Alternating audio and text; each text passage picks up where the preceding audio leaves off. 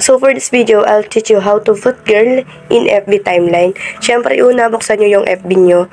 Ngayon, kapag na-open nyo na yung FB nyo, i-click nyo ngayon yung inyong profile. Ayan. Ngayon, pag na-click nyo na si profile, i-click nyo ngayon si edit.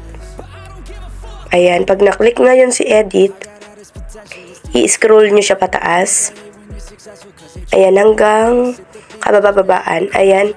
And then, may makikita kayong link. And then, yung tapat niya, edit. So, i-click mo yung edit ngayon.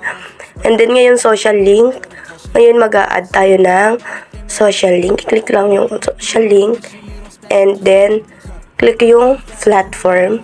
Pag na-click platform, hanapin mo yung okay.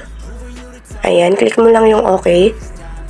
And then, kapag nakalagay na yan, username. So, bahala na kayo kung anong gusto nyong username. Ang akin ay try ko is short girl na lang for an example. So, ayan. Ito yung akin. So, bahala na kayo kung anong gusto nyong ilagay. Then, ngayon, i-click nyo yung okay na yan. Click nyo yung okay dun sa may taas. Ayun. I-click lang yun. And then, i-click nyo yung save dun sa may taas para mag-save na siya. And then, ngayon is naka-public na po siya. Is makikita na siya ng ating friends or ibang tao kasi nga naka-public na siya. And then is refresh nyo lang siya ng 2 beses or 3 beses, then okay na siya. Thanks for watching!